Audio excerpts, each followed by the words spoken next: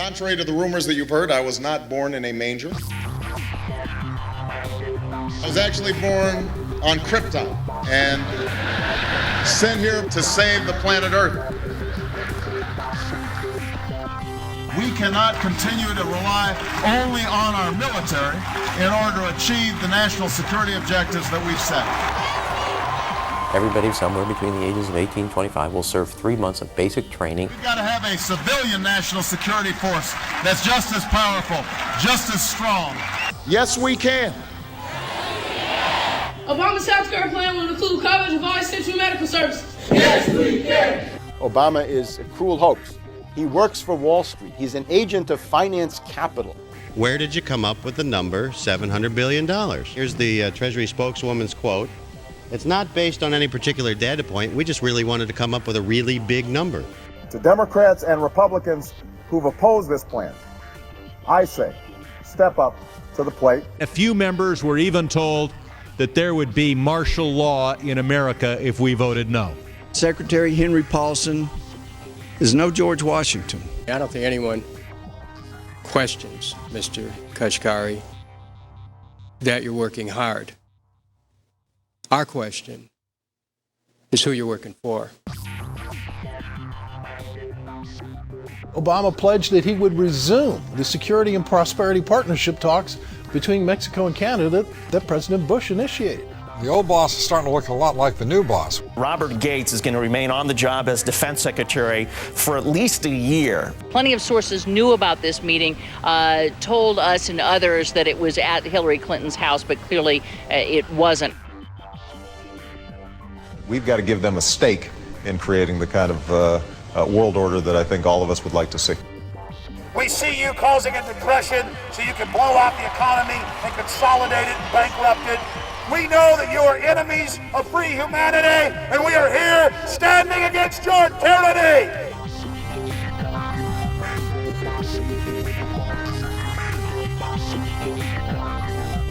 The Obama deception.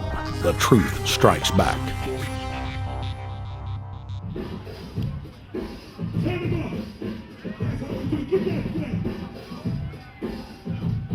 Barack is like the manager of Burger King. All presidents are, including Bush. It's like this: when your fries are cold, if your burger is not done right, you go back to Burger King, America, or your government, and you say, my burger's cold, I want new fries. First, you go to the cashier, that's the courts. You argue to the courts. The courts, if you can't get no justice with the cashier, you say, let me see the manager. I want to go to the Supreme Court. I want to see the president. The manager comes out. Hi, what can I do for you? Now the manager can override the decisions of the cashier, but you never get to see the franchise owner of Burger King. If you really have a problem with your burger, you need to go see the franchise owner. We need to go to the top or to the bottom. We need to go to where the real architecture of government is. And it's not in a president, it's in a global scheme. Politics in America today is identical to pro wrestling. And what I mean by that is, in front of the cameras and the public, we all hate each other. I'm going to kick my opponent's butt. I'm going to whale him from here to high water and beat the crap out of him. Yet behind the scenes, we all are friends going out to dinner. Went to dinner together. And it's all a work. All intermarried. Show business. It's showbiz. And that's what you have today in politics. The Democrats and Republicans aren't really opposed to each other. Left and right mean nothing. The only thing that counts is, are you working for Wall Street or you're trying to defend the people against the financiers? It's pretty obvious that there's some gigantic financial institutions that have been pulling the strings of politicians in this country for a long time. And just the fact that we have it set up where they can donate millions of dollars to these guys' funds, these guys' campaigns. I mean, how do we not expect it all to go bad? America in 2009 was desperate for change. The past 8 years had been a disaster. Those weapons of mass destruction got to be somewhere. Maybe under here.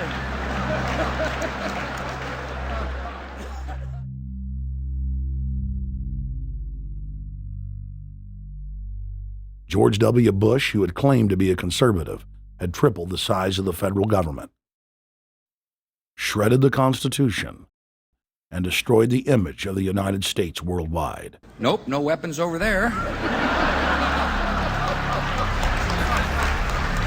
Endless wars, over 1 million dead Iraqis, and more than 5,000 dead U.S. troops. The Patriot Act,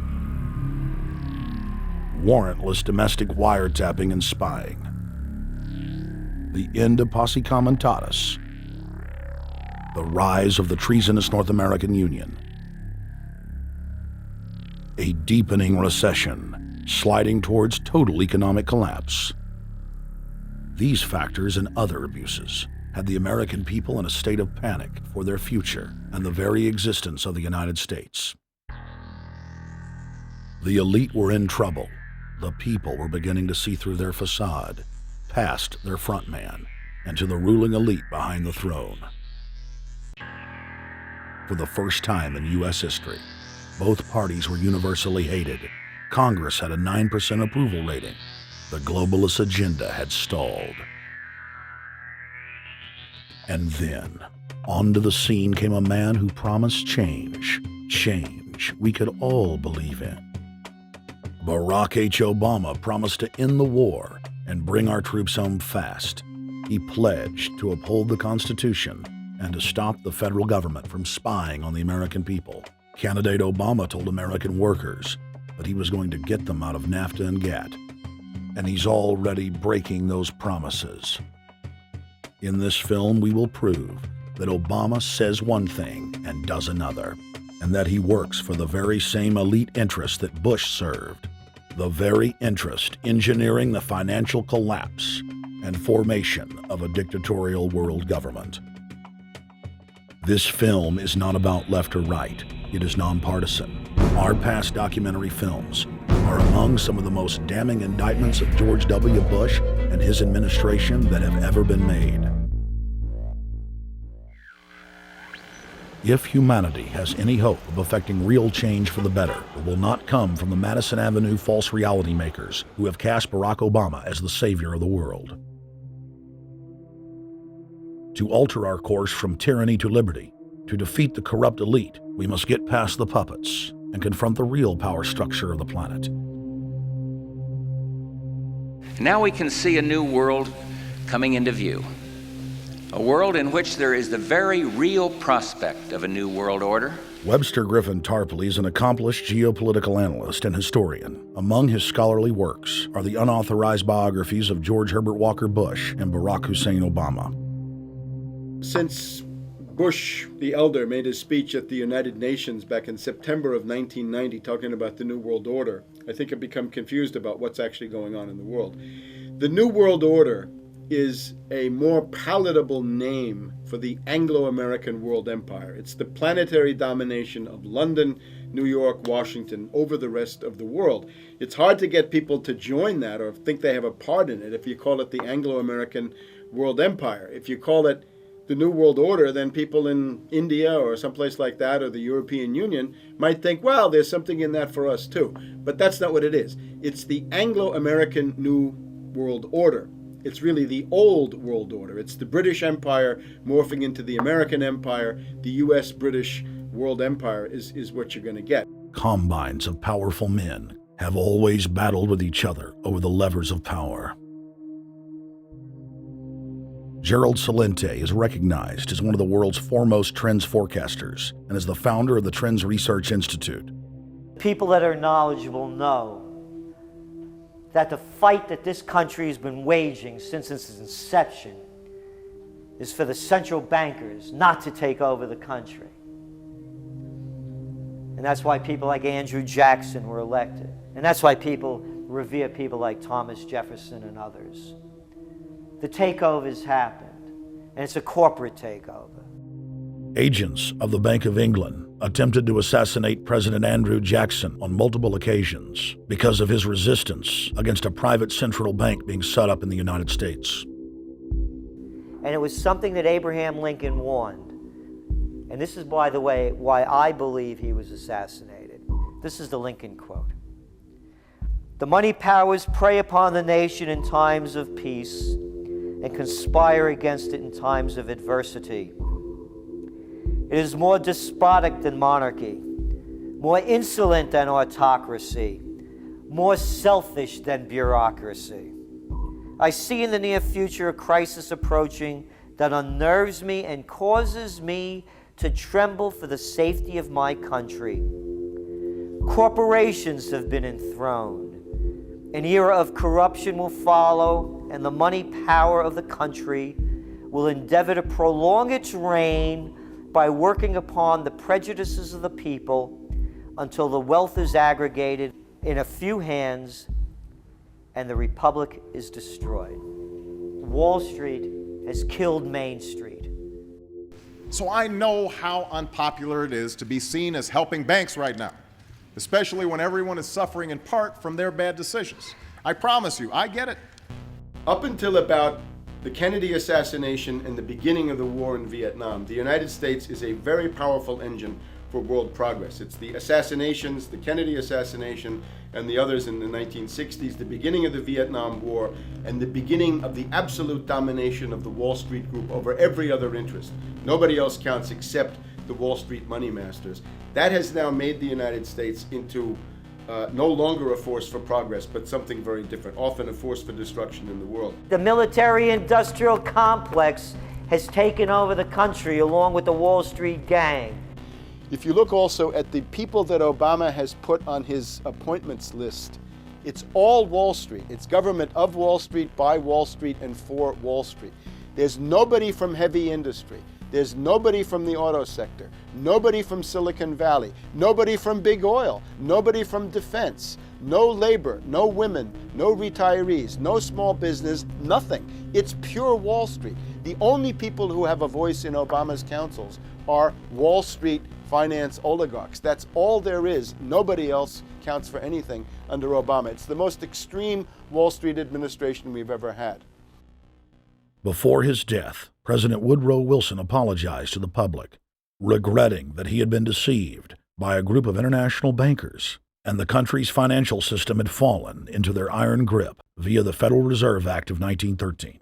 Whether sought or unsought by the military-industrial complex, the potential for the disastrous rise of misplaced power exists and will persist. Dwight D. Eisenhower. He warned the people that the military-industrial complex was taking over the country. Only 3 years after leaving office, President Eisenhower's prophetic warning concerning the threat posed to our system of government by the military-industrial complex came to pass. President John F. Kennedy had enraged the entire elite network. Now, Kennedy was brought in as somebody who was expected to be a puppet. It was thought that his pro-Nazi father, Joseph P. Kennedy, the bootlegger, the speculator, would guarantee that Kennedy would be obedient to the establishment. They thought that Kennedy was a sex maniac who could be manipulated through all of this, but it turned out that through his personal suffering, Kennedy had discovered a personal sense of himself which went beyond just being a puppet, and he began to think about things like economic recovery, world peace, having a space program, making deals with the Soviets, cutting the Federal Reserve down to size, and a whole series of other things. Executive Order number 11110, signed by President Kennedy, began the process of abolishing the private Federal Reserve. Kennedy was also pushing for real civil rights reform and had begun the process of pulling the troops out of Vietnam. The last time you had an actual president was Kennedy. The oligarchs took swift and decisive action. When John Kennedy attempted to take the government back from the robber barons, he was brutally murdered. The message to future U.S. presidents and leaders across the world was clear: do as you're told or die. John Fitzgerald Kennedy was the last true president of the United States. And until the globalists are removed from power, we will never have another real one. The other thing about the American presidency you've got to remember is that this is a puppet post. It's automatically going to be a puppet post. The idea that Obama is somebody who's going to come in and exercise real authority when he's obviously been chosen and given everything that he's got by these financiers. Presidents are now little more than corporate pitchmen who take all the political heat, while the controllers remain in the shadows, safe from public scrutiny. Hip-hop icon KRS-One is not just known for selling millions of albums. He has led a tireless crusade against youth violence and has been a strong voice for human rights. If they controlled it before, what makes you think they're not controlling it now? The country was on a verge of revolution. They threw a black man up. Now we like this. They give him the money, they give him the bundling, they give him vote fraud, they give him the media whores, they give him goons, they even have elected officials making threats to put people in jail if they criticize Obama in public. All of this is the mark of a puppet. And that means that he is a puppet, actually more of a puppet than anybody else, more of a puppet than Mrs. Clinton would have been, even more of a puppet than McCain. He's the maximum puppet that we've had certainly since Jimmy Carter. They put a black face on the New World Order, and now we all happy. KRS ain't buying it. In the real executive power structure, the president serves the military-industrial complex, itself owned by the international bankers. If there's a revolution, the population just throws out the prime minister or president. The elite stays in power because the public is never aware of who the real enemy is. In Evian, France in 1991, standing before the Bilderberg Group, the apex of the world government power structure, David Rockefeller defined the New World Order as a system of world government serving the international banking elite. For decades, the banker-owned media would attack anyone who dared to warn the public that a dictatorial world government was being constructed right under their nose, and that national sovereignty was being deliberately destroyed. And now, after years of denial, the media and the elite themselves are proudly announcing that not only is world government real, but it is the answer to the financial crisis that they carefully engineered. Suddenly, the Wall Street Journal tells us that the North American Union is here, and that getting rid of the dollar for a common currency with Canada and Mexico is good. The Financial Times of London, published by a member of the Bilderberg Group, crowed that a dictatorial world government had been kept in the shadows for our own good, and that it was now time for it to emerge from behind the curtains of national security. White House Chief of Staff Rahm Emanuel stated on record that they can't let this crisis go to waste. You never want a serious crisis to go to waste. And what I mean by that, it's an opportunity to do things that you think you could not do before. And Henry Kissinger, who gave Barack Obama his first job out of college, told national television that the economic collapse was a great opportunity to bring in the New World Order. He went on to say that Barack Obama was the perfect person to sell it to the world. But he can give a new impetus to American foreign policy, partly because the reception of him is so extraordinary around the world. I think his task will be to develop an overall strategy for America in this period when really a new world order can be created. It's a great opportunity. It isn't just a crisis. In June of 2006, our team traveled to Ottawa, Canada, to gather intelligence on the shadow government's agenda for the coming years. I think that's the Queen. Investigative journalist and best-selling author Daniel Estulin had been tracking the Bilderberg Group for more than 16 years. His moles inside Bilderberg informed him that the elite were planning to first run the price of gas up to $150 a barrel, unimaginable in 2006. He also reported that after suckering the middle class back into the stock market, the group was going to implode the subprime mortgage market and destroy public confidence.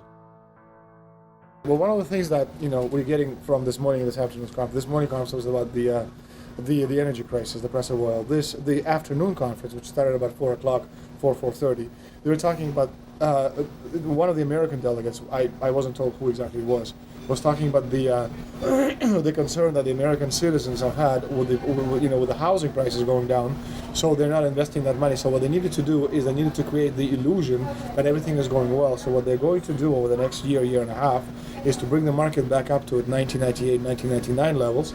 They're going to get all the suckers to invest whatever little money they have left over, and that's when they're going to make the economy bottom drop out. They need to destroy the economy because as we're running out of oil, when people don't travel, at least that's what they're saying, when people don't travel, when people don't have money, they don't travel, they don't spend any money, which means you don't waste a lot of oil and natural gas. That's the afternoon. So how does this source, just ballpark, so you have the sources of... Well, actually, there are two people who are members of the Bilderberg Club. It's actual members? They're members of the Bilderberg Club who for years and years and years have been going and participating in all the conversations. They've always been dead on, always. And last year they said the oil prices are going to go up to 150. At the time it was 39, went up to 76, basically doubled. If it doubles again, it's going to be back to where these people say. They attack Iran and will it? Year after year, Estelin and other reporters like Jim Tucker are able to report on future events with stunning accuracy, all because they know the agenda of the Bilderberg Group. The Bilderberg Group sits at the top of the world power structure. 125 of the richest and most influential individuals on the globe make up its membership. From Istanbul, Turkey to Chantilly, Virginia, we have tracked the elusive Bilderberg Group. Bilderberg always insist on a media blackout. By June of 2008, we had already figured out that Barack Obama was the elite's puppet of choice. The national media claimed that during the weekend the Bilderberg Group was scheduled to meet, that Obama had speaking engagements set for Chicago and the Midwest. We knew better. In a classic bait-and-switch, the Obama campaign told the press corps to get on Obama's campaign plane and that Obama would join them on the flight to Chicago. Campaign staff then slammed the door shut. The fawning press had been shanghaied as Obama's campaign aircraft lifted off without Obama. Robert, why were we not told about this meeting and that the senator wouldn't be on our flight until the doors were shut and we were about to taxi to take off? Again, we had a desire, Senator Obama had a desire to do some meetings. Others had a desire to meet with him tonight in a private way, and that's what we're doing. We set up these meetings. They're being done tonight. Again, Is there more than one meeting? Is there more than one person with whom? I'm not going to get into all the details of the meetings. I don't know that I've got a ton more different answers for all of your questions. Obama wasn't going to Chicago. He had a meeting to attend, a secret meeting. Initially, it was believed that the secret meeting took place at Clinton's Washington, D.C. home. Obama's spokesman denied that, but won't confirm where the former rivals met. He also declined to comment on their topics of discussion. For a day and a half, the mainstream media engaged in a wild goose chase, trying to find out where Hillary and Obama had gone. 3 cover stories later, the corporate press had to admit they had no idea where the 2 candidates had gone. And to this day, Clinton and Obama aren't talking. Plenty of sources knew about this meeting, told us and others that it was at Hillary Clinton's house, but clearly it wasn't. In 2008, the trail led us to the Westfields Marriott Hotel, right outside Washington, D.C. We just flew into Washington, D.C. We're driving to the Westfields Marriott. Tomorrow, the hotel's closed throughout the week into the weekend for the Bilderberg Group meeting. We're going to check in the night before. They're going to kick us out tomorrow. So we're going directly into the belly of the beast. The hotel will be filled with at least 5 spy agencies: CIA, Defense Intelligence, Mossad, European Union security. We checked into the Westfields Marriott 48 hours before hotel guests were scheduled to be thrown out ahead of the annual meeting. The building was nestled in the heart of the military-industrial complex, with the National Reconnaissance Office and Raytheon just a stone's throw away.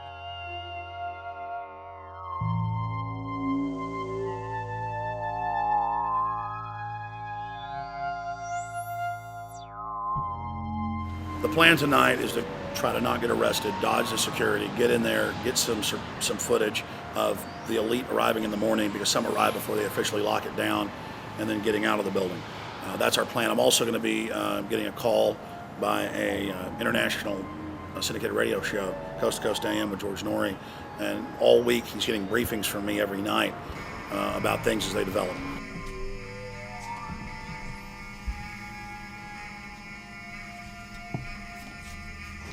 George, we're sitting here in the room. As the phone rings with your producer, Tom Danheiser, to put me on, the fire alarm goes off. So everybody is exiting the building. I know this is a setup. They timed it exactly when this happened. Open the door. I want them to hear the fire alarm. Open the door. I want people to hear this live to the 16 million people listening.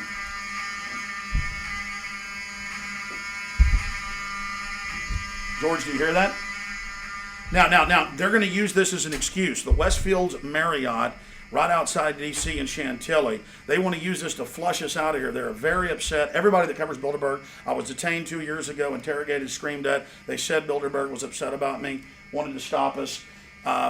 This is guaranteed. Everywhere we go, we're followed. We have another hotel across town as a base of operations. They were there questioning us, getting in our faces. We're being followed everywhere. I need everybody's support right now. I pray to God they don't try to set me up. They may have tried to concoct this as some way to say, look, they didn't leave during a fire drill, assessing me knowing I would stay and do the interview. But again, the moment the phone rang with Tom Danheiser, the moment the phone rang, the guys answered it, I'm standing there, the alarm goes off. It's going off right now. The guests are exiting the hotel out there. Of course, there's no fire.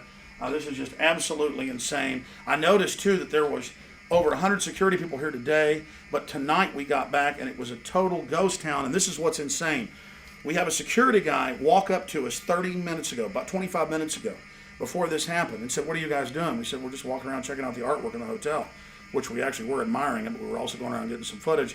And they said, "Well, no cameras allowed." We said, "Fine." And then he said, "Yeah, we had somebody do a fire alarm a few weeks ago, and me and Rob, my camera guy, were going, why is he telling us about a fire alarm?" I forgot that part, George. These bastards have done this. I don't know how. They're planning to try to set us up or something, but this is incredible. We are here in the middle of this right now, George.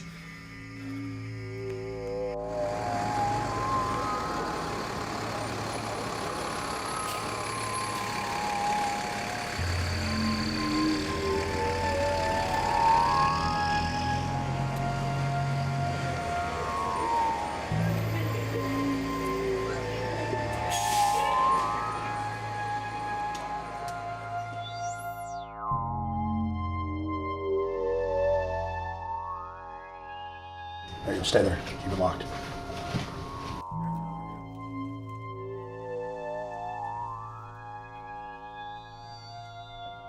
Let's go. Let's get out of here now, Richard. Don't screw around anymore. We got out of here on exactly the right time. Is this the way out? Yeah.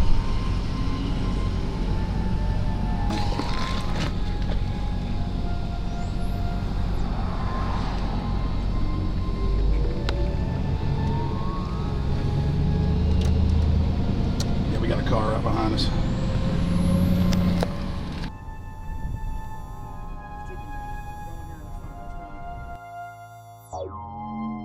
We made about, what, 5 turns and 6 turns, the same car's following us.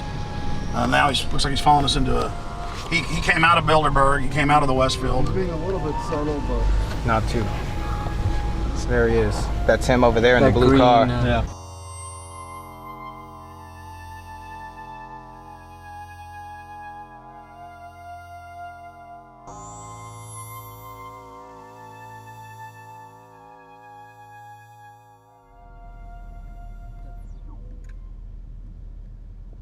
We're headed back to the Marriott here in Chantilly, Virginia, the scene of Bilderberg 2008.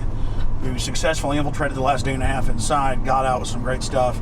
We've been tailed, and now we're going back to cover the dignitaries, the elitists, as they arrive. And right now is the prime time for them to start arriving for the next 3-4 hours.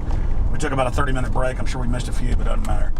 So we've got scores of people that just organically are listeners, info warriors that are out here taking action.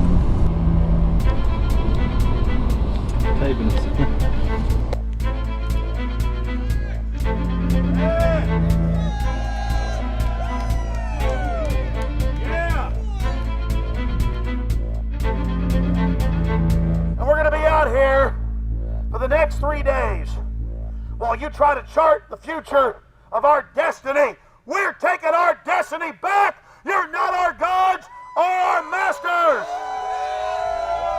We witnessed at least 7 convoys of armed Secret Service entering the Westfield's Marriott, and internal sources confirmed that both candidates did attend at least one meeting inside the conference.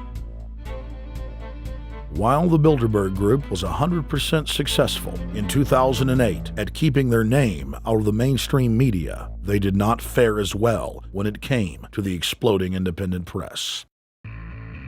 During the entire 2-day event, anti-New World Order protesters and alternative media encircled the hotel. You are being exposed everywhere! From David Rockefeller, from John Edwards, from Bill Clinton. Your game of secrecy is over! You're gonna pay! Get him! It's up close! You piece of filth! You piece of trash! This is Bernanke, man! Bernanke, you're going down!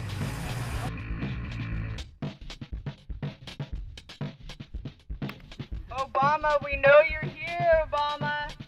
You cleared your schedule for the next 3 days. We know you're in Virginia.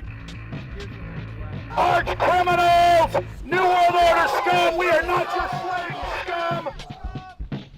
Brave Americans came from all over the United States and bullhorned the main conference hall at close range as the global power brokers schemed inside. You are criminals! You control the central bank, you control the currency, and you're turning our beautiful country and world into a nightmare! The global elite are desperate to keep their organizational meetings a secret. They are keenly aware that if the population discovers that policy is being developed covertly by powerful special interest, the people will revolt. It is our duty to expose these criminals. It's a criminal act under federal law for federal officials to have private meetings to discuss world policy with non-federal workers. So everybody from the State Department, Treasury Department, White House, Defense Department, and others who show up, as they always do, they're committing a criminal act simply by being here to attend a secret meeting with officials from other countries to discuss U.S. policy in the